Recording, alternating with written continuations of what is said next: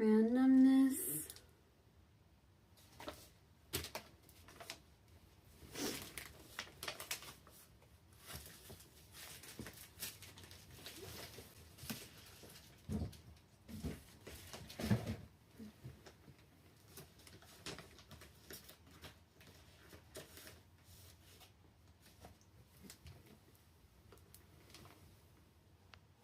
Okay, why is it kind of chilly? It really is kind of chilly. A little bit.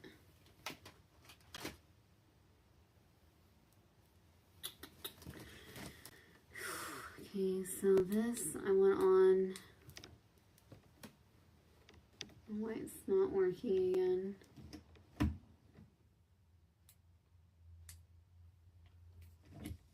Some odd reason it works and it doesn't work, which is kind of odd. Think about it. Why does it do that? It's just, it decides when it wants to work or not.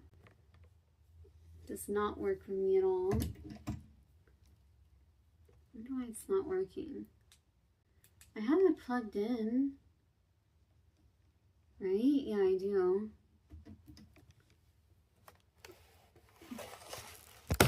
Oh, did not mean to do that. All right. Work with me.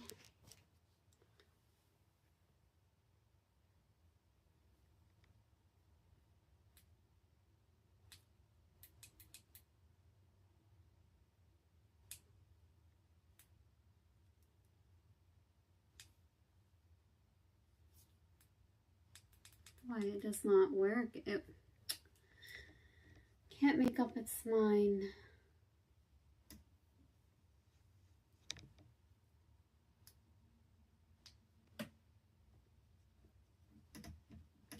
If I plug it into one of these. Okay, so it's connected, right? Yeah, it is. It is connected. And then when I plug it in,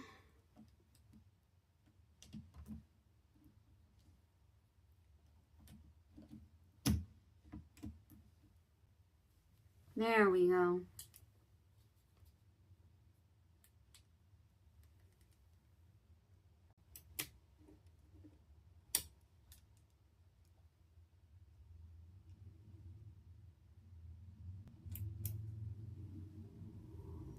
There we go. All right. Now let me move this real quick. This is very important to me. I'm going to put that right there. My Snoopy and my Hello Kitty papers. This.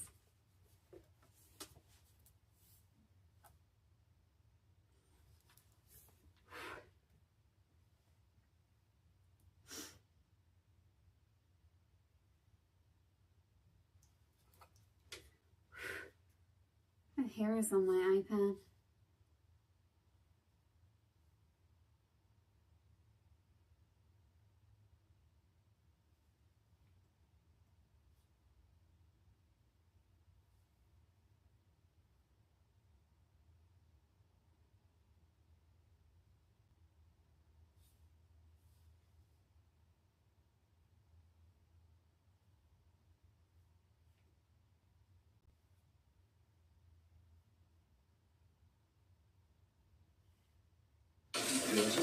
The accused brothers did not appear in open court until after more than an hour of discussion between attorneys in the judges' chambers.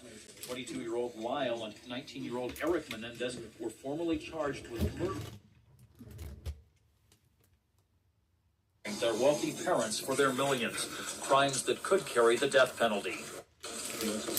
The accused brothers did not appear in open court until after.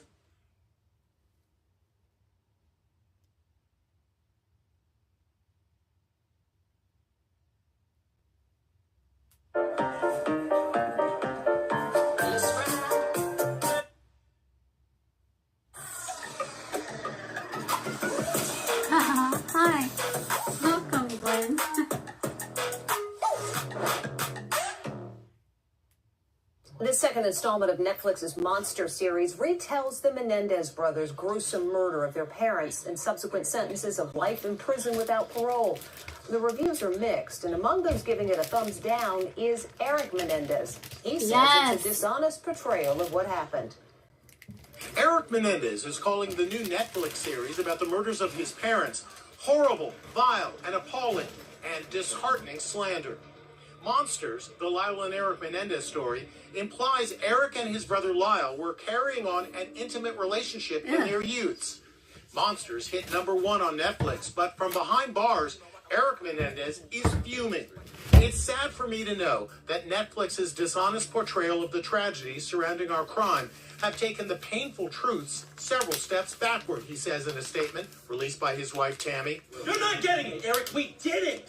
Lyle and Eric Menendez killed their parents with shotgun blasts as they watched TV in their Beverly Hills mansion, a scene depicted with gruesome impact in the Netflix series. The brothers claim they committed the slayings in 1989 to stop their father's sexual abuse, but prosecutors argued the real motive was to inherit the family fortune. Over the weekend, Cooper Koch, the actor who portrays Eric in the series, saw the Menendez brothers behind bars at a correctional facility in San Diego. Koch was accompanied by, of all people, Kim Kardashian, who was there to discuss prison reform before a small group of inmates that included the Menendez brothers. We were curious if Eric Menendez is allowed to watch Netflix in prison, so we called the... You didn't talk about the portrayal of how they...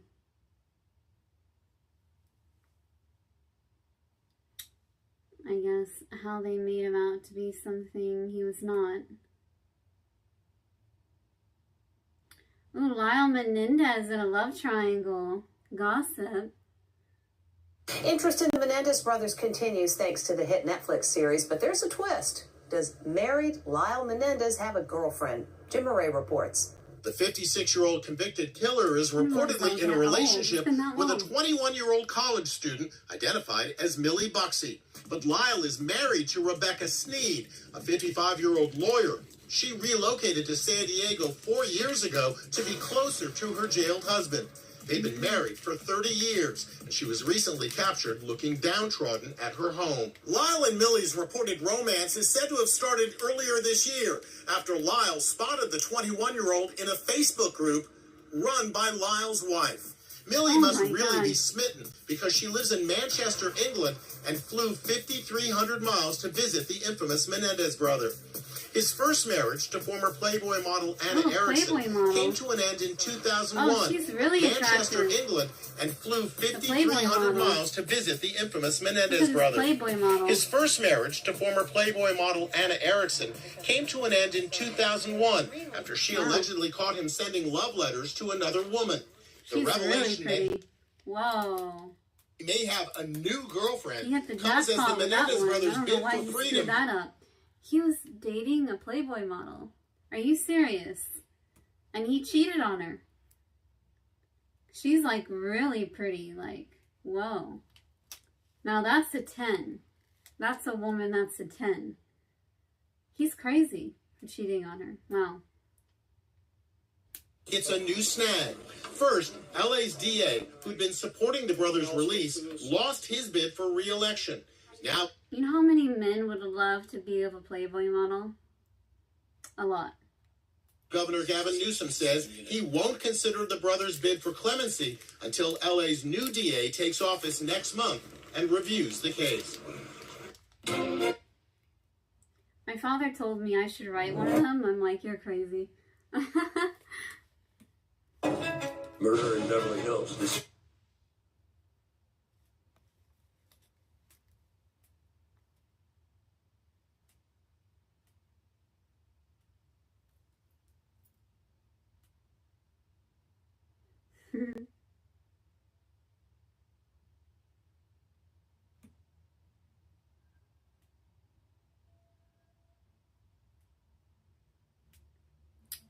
They look really happy in prison. It's so weird. Like, they just look so...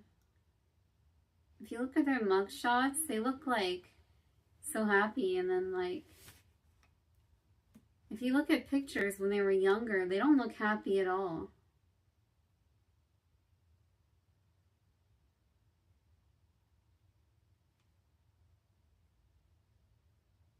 very strange. They just look so at peace.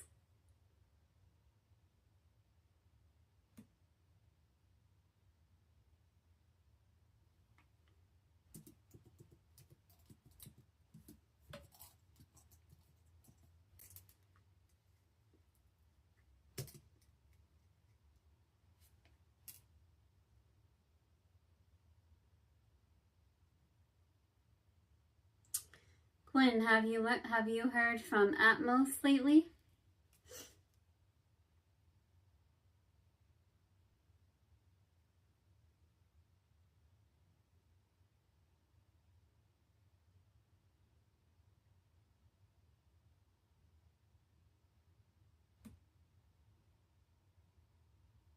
I hope he's okay.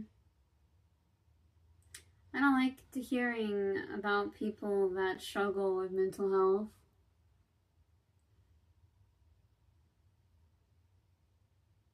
It kind of makes you like,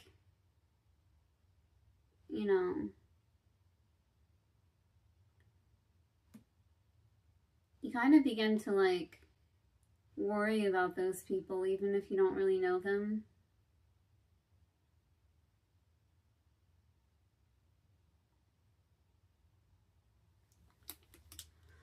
Hello. Like, honestly, you really do. It's really strange what you do.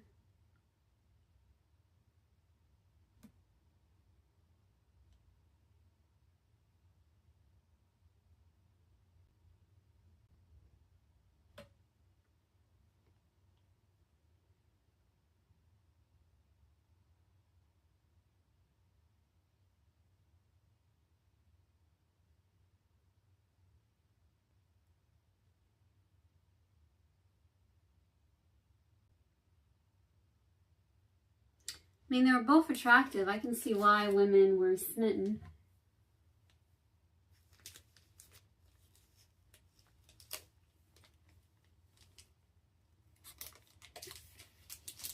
I can't believe they're 56. That's crazy.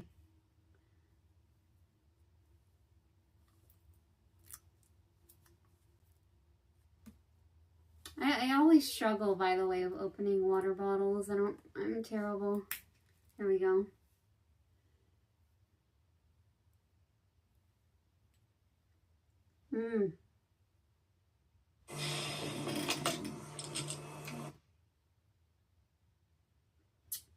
I would give anything to hear their prison phone calls. I would love to hear their prison phone calls. If only, oh my gosh, that would be great.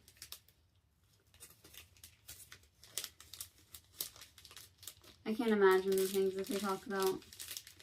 All these women that are calling them and sending them money and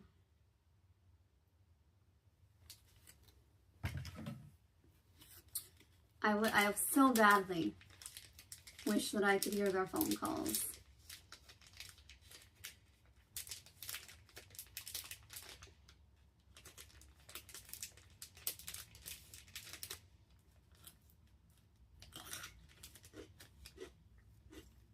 Family members who are asking for their relatives Lyle and Eric to be released from prison. But one family member was not present. Their uncle, the brother of their mother.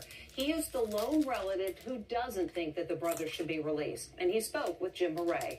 He's the lone holdout, as 24 members of the extended Menendez family called on Eric and Lyle to be set free. This uncle says keep the brothers locked up forever. Milton Anderson, whose sister Kitty Menendez was slain, has especially strong words for his other sister, 92-year-old Joan. My sister Joan, who is, as far as I'm concerned, a family turncoat. And I didn't realize how close she was with the Menendez brothers. The truth is, Lyle and Eric were failed by the very people who should have protected them. Moments after yesterday's press conference came to an end, Joan and family met with the DA's office for 2 hours. Joan, are you happy with the way the meeting went? Now Milton Anderson's lawyer is requesting a meeting with the LA District Attorney's Office to hear him out. There's a huge showing of unity in the family to release the Menendez brothers. But your client says no way. This was a really incredibly brutal murder where both of the parents had multiple shotgun wounds, and he believes that the sentence was appropriate. The brothers gunned down their parents as they watched television in their Beverly Hills mansion in 1989, a brutality depicted in the new Netflix hit series. My sister was still moving, so they pumped more shots into her. Eric and Lyle claimed they committed the slayings to stop their father's relentless sexual abuse. Prosecutors argued they did it to inherit their $14 million family fortune. So what did happen to the family's vast fortune? And if the brothers are released from prison, will they get any of it? Herb Nass, an estate attorney, says that fortune is gone. Much of that money was spent in legal fees to defend Eric and Lyle. In the 7 months before they were arrested, the brothers also blew through $700,000 on lavish spending sprees, including Rolex watches. They spent a lot of money on hotels, and one of them bought a restaurant. Meanwhile, this lone wolf doesn't mind taking on 24 members of his family. So I went to high school with him 35 years ago. And what's remarkable to me is in that amount of time, I've gone to college, I went to law school, I've had a family, I've practiced law, and he has remained in prison all of this time. So when I think back on it, I say, oh my God, the time that they've spent in prison is overwhelming. But the crimes that they committed were so gruesome and so awful that at the time, they were given life in prison without the possibility of parole.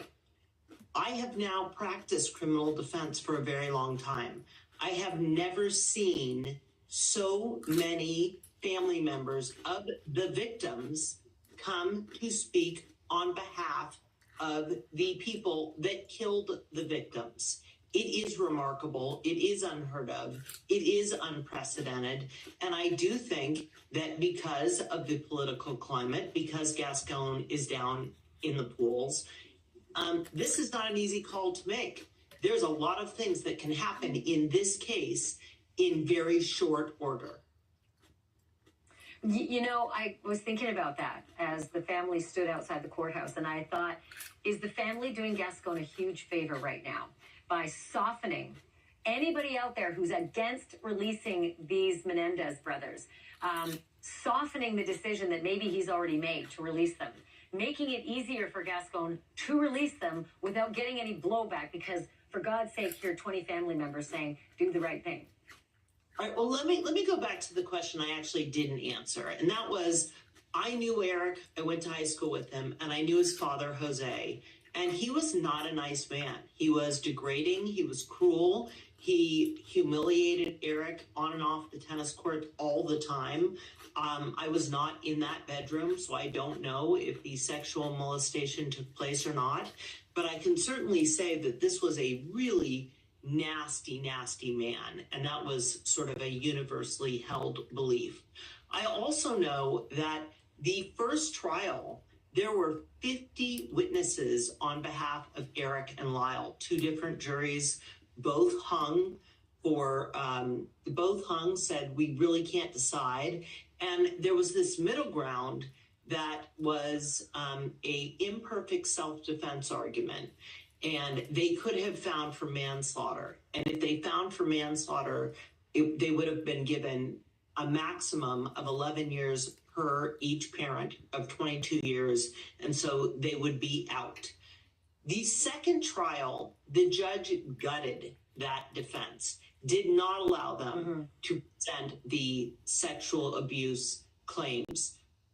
Times have changed. Do I think more of that evidence would be in now? Yes. Do I think that this letter that has surfaced that preceded the murders, where it does corroborate one of the witnesses that testified at the first trial, is that new evidence? I do believe that that is new evidence. Is it substantial? It's pretty substantial. So there are legal issues here, but is Gascon going to simply say, I want these boys to be resentenced? And there are laws in California where you can go back and resentence people based on whether they have been rehabilitated, whether they are dangerous to the community, whether they were youthful offenders at the time. Did they suffer childhood trauma, physical, emotional, sexual? So there are things. I have a thing I like to say. If I was their lawyer, and what I would have done was, I would have tried to get predominantly female jury, right? Convince them, you know, it's because be easily convinced. They're attractive men, you know, they were then. They've gone through abuse very easily, you know, and it would have been easier that way. They had a predominantly female jury.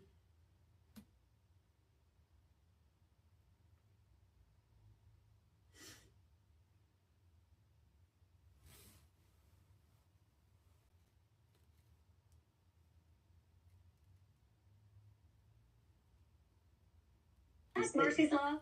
Because let me jump in only for a moment, because there are two tracks Mark Garagos keeps talking about, and he's their lawyer now. The track number one is the resentencing, where under the law, these guys are now considered victims under Marcy's Law, and they can consider readjusting the length of that sentence, and then that's done.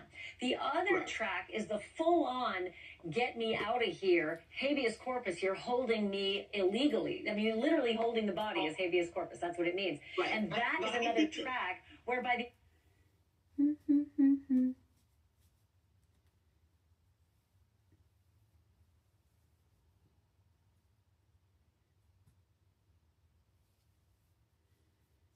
Crazy.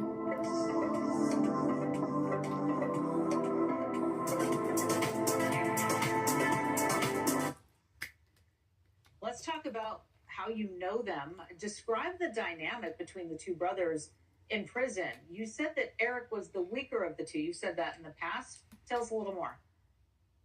Yeah, thanks for having me, Laura. I was locked up with them in the LA County Jail back in 1993. And we were both in solitary together. We were actually on the tier where O.J. Simpson eventually came in. And they were right next to me. They were cellmates. So I spoke to them just about every day for 11 months. For about 2 months, Eric was there. And then there was an alleged escape attempt, or they were talking about escapes. And they moved Eric out of that tier, and they separated the brothers. So it was just me and Lyle for the rest of that time. And like I said, it was about 11 months. So I got to know them fairly well, and I mean, the dynamic between the two of them, they were very close, no doubt about it. Lyle was the older of the two. He seemed to be, more in control. He was the one that, spoke up most of the time. Eric was more to himself. I noticed that. And Eric was more troubled. He would speak about things. He asked my advice about certain things, as Lyle did, because they were in trial during that time, too, the first trial that they had that ended in a hung jury. So, they asked me questions, but I think, they had Leslie Abramson was their lawyer at the time, and I think she probably told them, be careful, if you discuss any of the case with other people on the tier. But we got very close, and I will tell you this, Laura, I believe 100% that they were abused. There's no question about it. Lyle especially opened up to me about, incidents that he had in a way. And, he talked about his mother, got tears in his eyes when he talked about his mother. But he had a vengeance for his dad. He really did. Like there was some deep, dark stuff going on there with his father. Well, what did he say? Tell us what he said to you to have you say that. Well, he said my father was mean. He was very demanding. He didn't spare the rod. He would get physical with me all the time. And he said, Michael, he would go like this. He was abusive. He was very abusive, and it started when I was young. And the way he said it, I got the feeling, because, I didn't want to ask him, and get into him, but I knew there was more than just getting beat. There was something more to that. And then when he said it, a lot of times his eyes, he would tear up, and honestly, too, I said, Lyle, listen, I came from the street, but that was a pretty brutal thing you did. He said, I was just scared. I was scared of my mom and dad. And I even asked him, I said, didn't your mom protect you? And he said, no, she didn't protect me. And so, he opened up in that way. So again, 100% I believe that they were abused and molested. And I think it's coming out now. I heard that there was a letter that Eric had written well before this incident when he was younger that talked about the abuse. And of course, we're seeing other things that are coming out now about that with other people involved. Right. Well, that letter, of course, is a very big part of this push to get resentenced. We're going to see what happens later next month. I got to ask you, how were the brothers treated by other prisoners? I mean, were you guys friends? It sounds like you guys started a rapport. I mean, the fact that they told you so much, or that Lyle did, and Eric talking about what they had been through, it sounds like you were friends. But how did other people treat them? Well, it's funny. I mean, they weren't around any other inmates because we were locked down in that unit. Mm-hmm. But when we would go for a visit, when you're in solitary, you're shackled and handcuffed. So you have to walk through the rest of the jail. We walked through the jail hospital and everything. And a lot of guys were unkind to them. Hey, you parent killers, we're going to get you, and so on and so forth. So they weren't, they were kind of abusive. But I'll tell you what happened. After they moved Eric out, myself and Lyle would go down to the visits, and he got a lot of visits, not only from his attorneys, but from relatives and friends. And I had a lot of visits also. And so I was young then. I was in my late 30s, and we were both white guys in a jail that's mostly, minorities. And when we started walking together, they thought I was one of the Menendez brothers, and they were saying, we're going to kill you both. Oh, boy. They were kind of coming at me. So it was funny. I told the correctional officer, and I told Lyle, I said, hey, I have enough trouble being Michael Francis. I don't need to be a Menendez brother, so please don't walk us together. Right. And they didn't after that. But, I think that was, I don't think they had trouble, after that, because the jails are a little different than the prisons. Right. But that was the initial reaction. But do you think that they were treated that way because of their wealth? I mean, certainly the crime, of course, was so jarring, but do you think their wealth played into that too? I do. I mean, look, these two boys were very unsophisticated. I mean, they certainly did the wrong thing after the fact, I mean, obviously they weren't criminals in that degree, until this thing happened. They weren't criminals. They weren't street kids. So they did the wrong thing. I mean, they kind of, flaunted their wealth around, and I think that obviously that wasn't a smart thing to do. Thanks for watching. Go to join.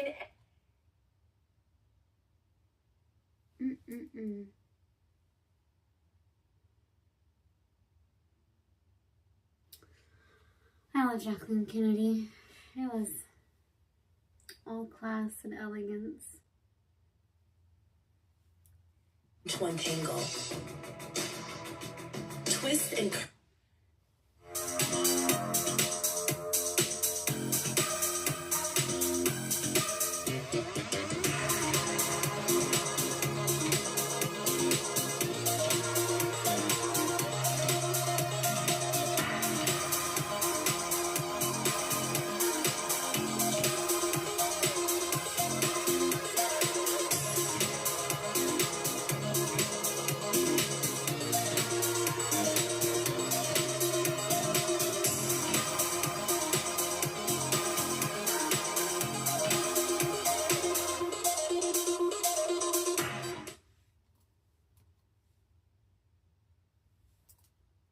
Designer it bags have come in.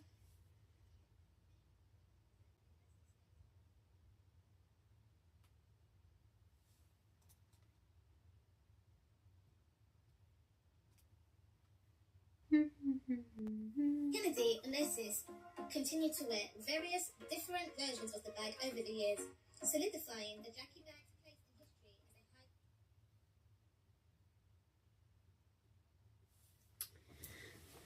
Oh, I'm gonna get my eyebrows done tomorrow.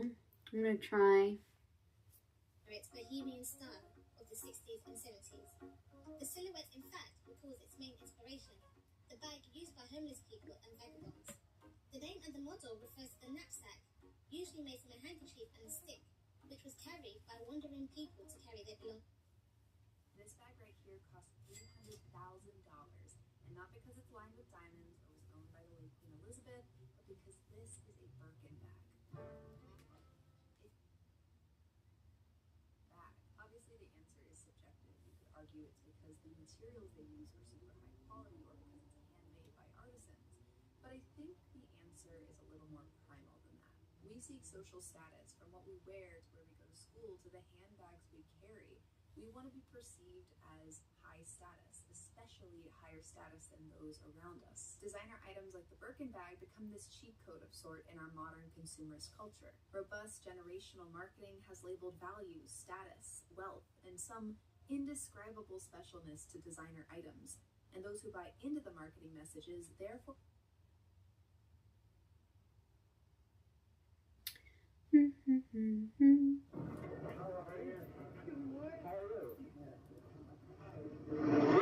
things to say about the campaign. What did you think of the campaign? I don't have anything to say. I'm delighted to bump into Mr. Olivieri. My children think he's wonderful, and I hope he wins. How about the president? So you're not going to have to say what he's done. The hiding was signing,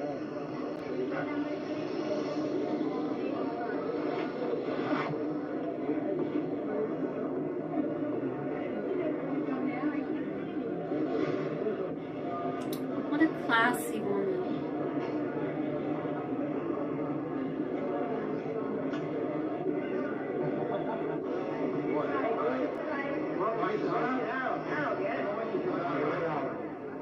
Nothing but pure class.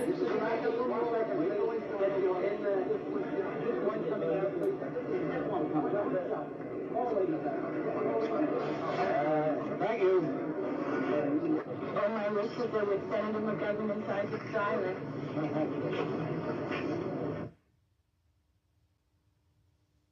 They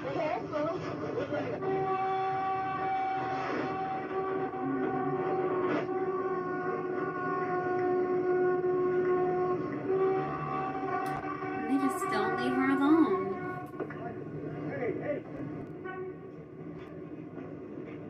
No wonder why she wanted to move to Europe.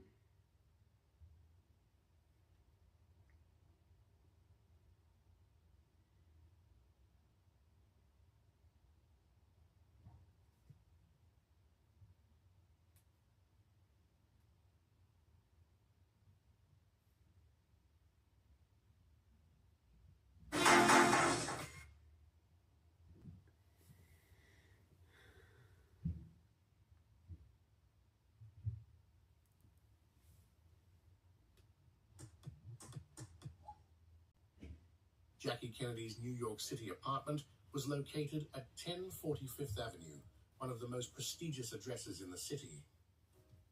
After the death of President John F. Kennedy, Jacqueline and her children left the White House and moved to New York after she discreetly bought a 300 square foot apartment on 10.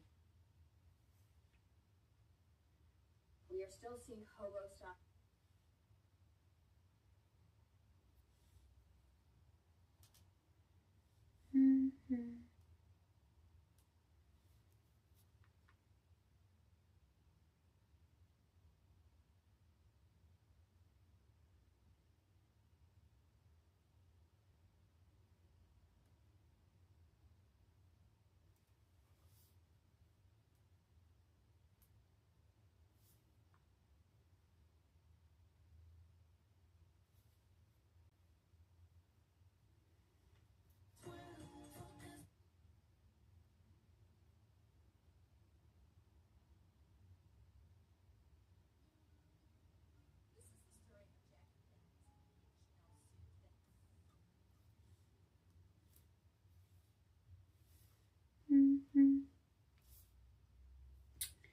Somebody's really talkative tonight.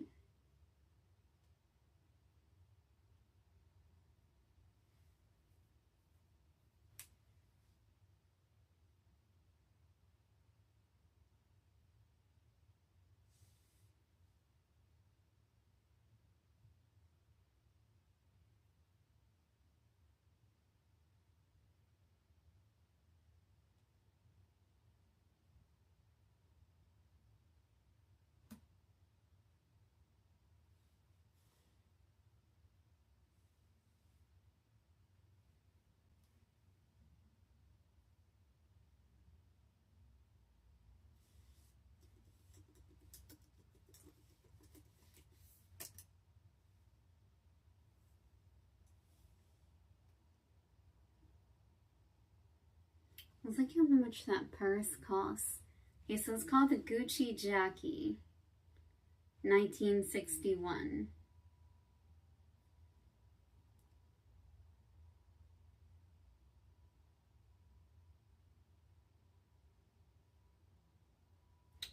I like the one with the, was it the Japan exclusive? The pink one's cute.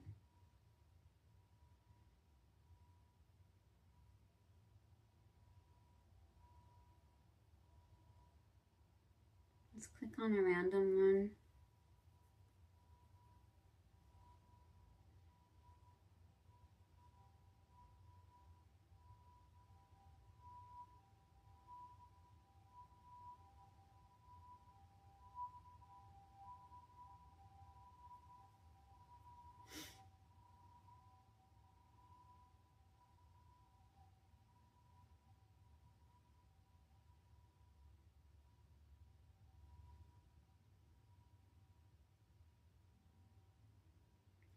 $3,000. Holy cow.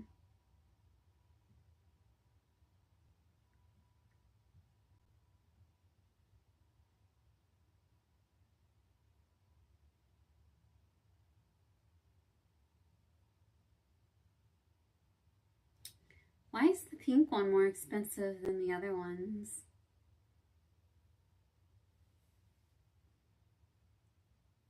I wonder.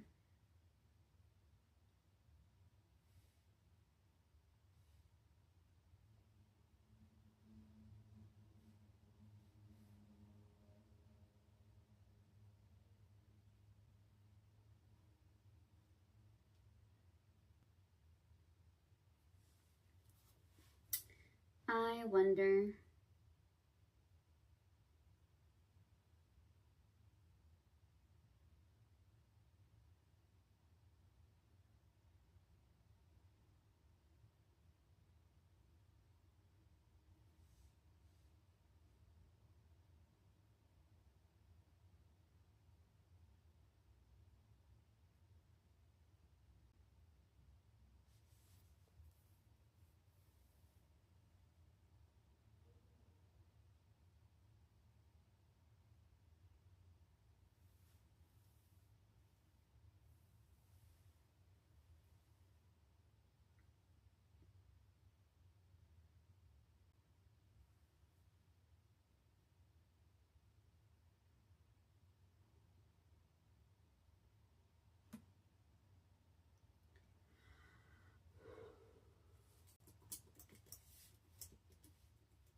Oh.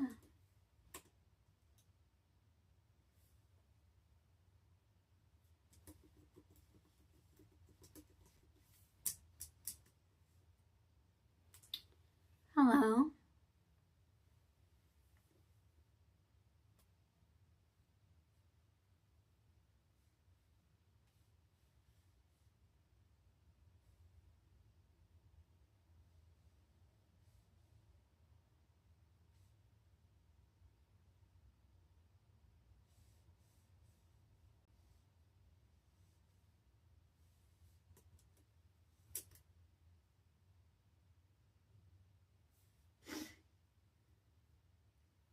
Welcome.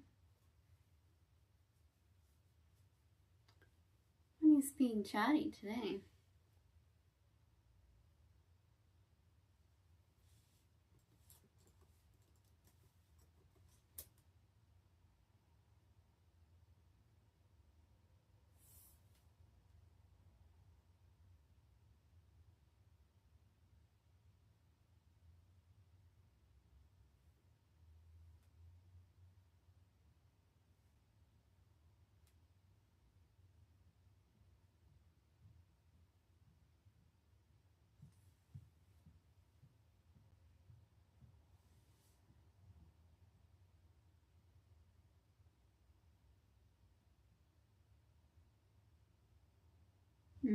Working. You must be working.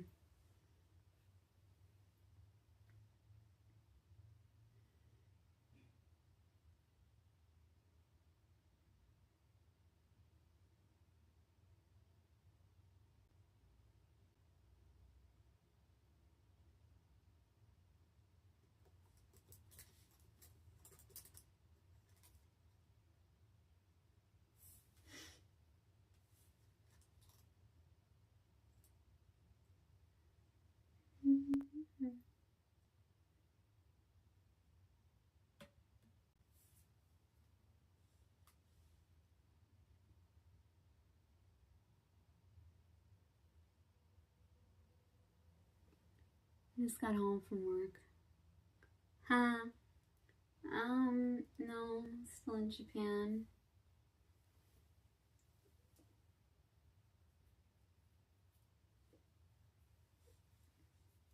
The sweater, by the way, is not that warm. I was freezing outside.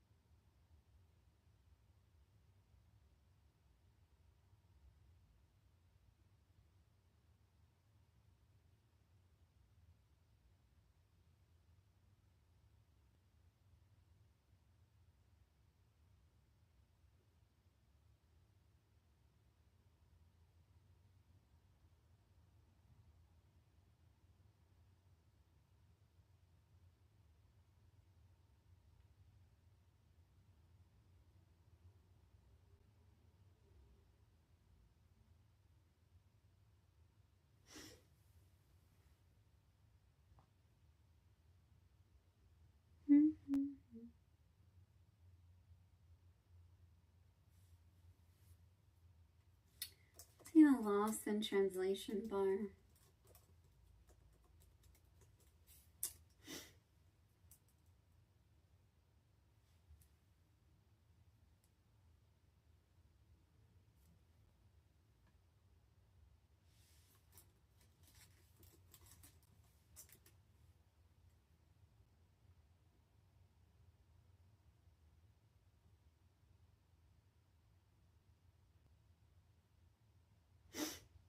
Such a good film.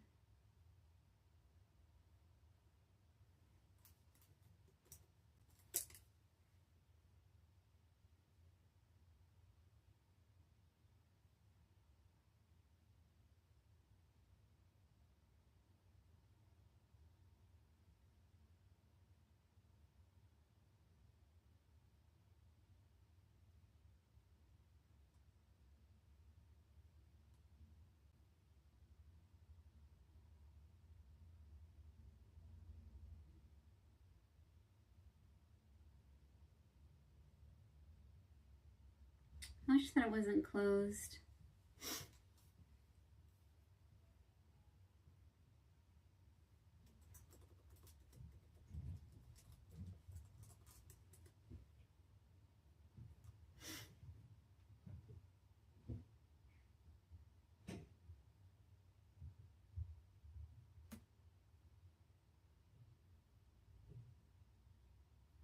Hello Kitty store in Ginza.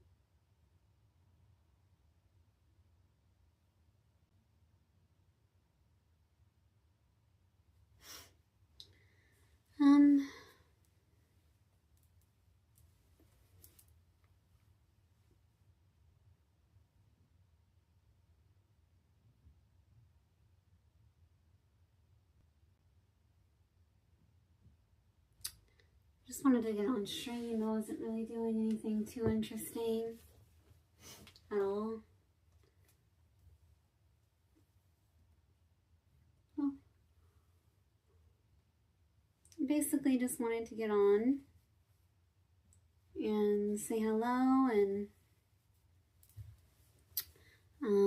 watch some things and I don't know. I think that I'm going to head to bed, but it was nice seeing you guys and hearing from you guys.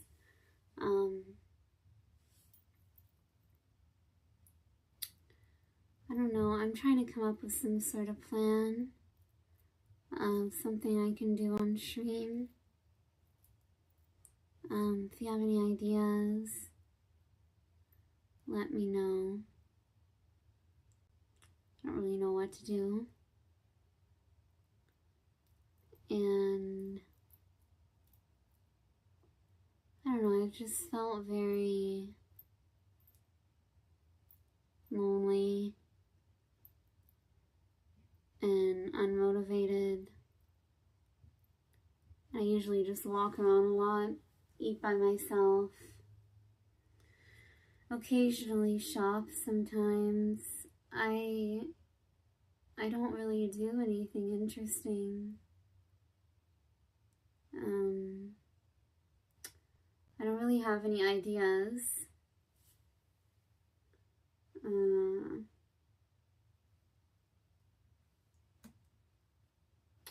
I keep getting ghosted by women, so it's really hard to find, you know, a pretty girl to stream with so I could get more traction, you know, and I don't know, I don't have anything interesting.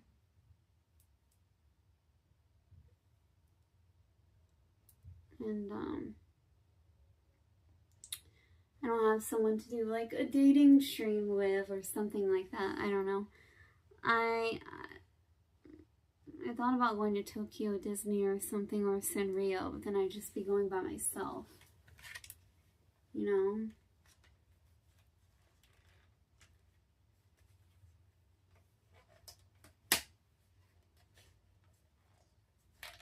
I just feel very lonely.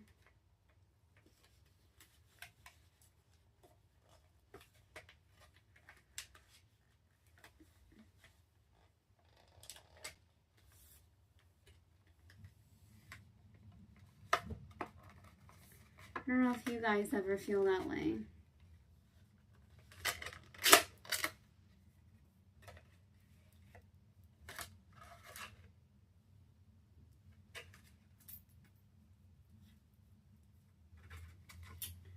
I feel that way all the time. Especially since being here.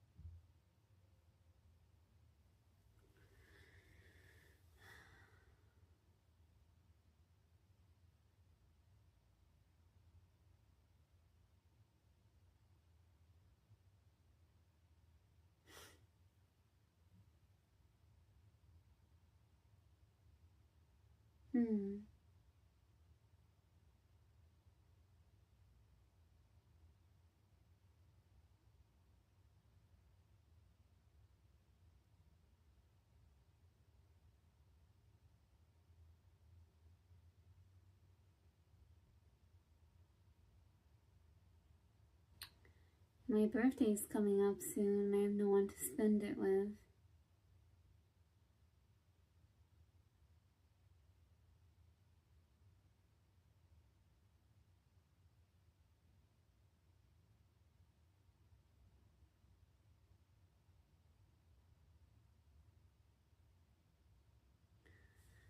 Nothing to do.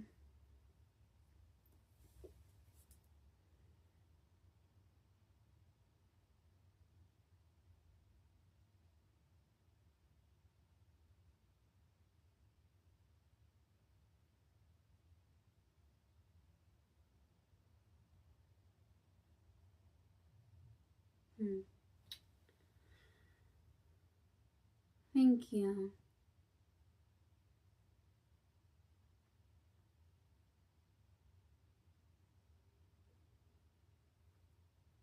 Yeah, I don't know.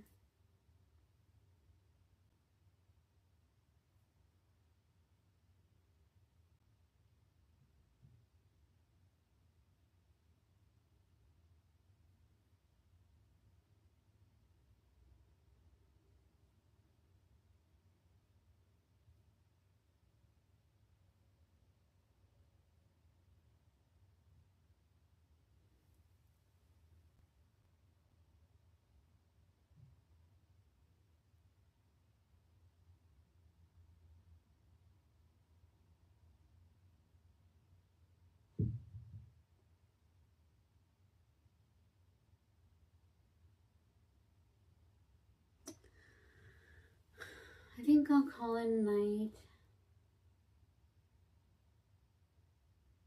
Head off to bed.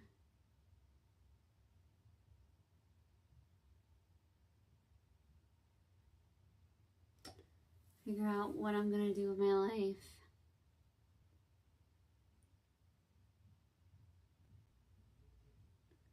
Perry, hello, welcome.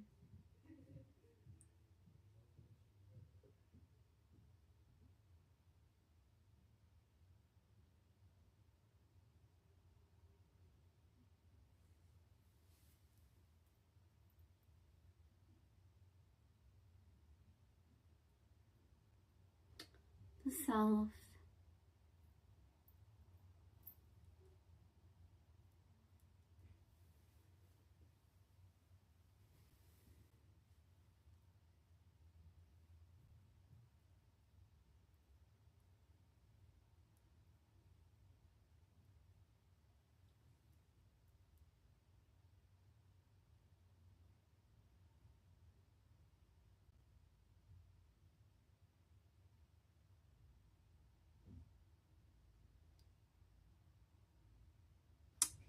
I don't know.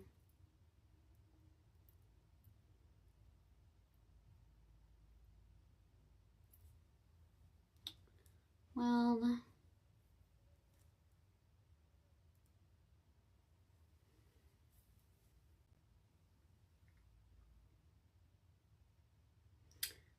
just someone to have on my stream to hang out with, to make it interesting, because I don't know what to do.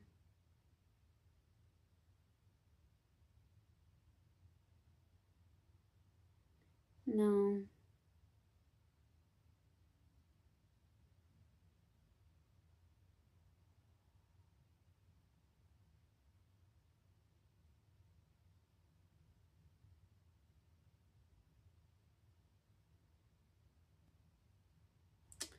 I just said where I was from.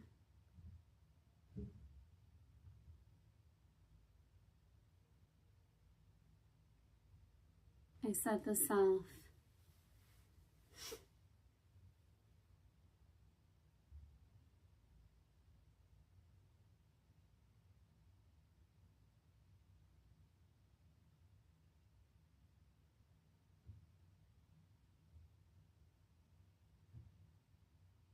Anyways. Good night, everyone.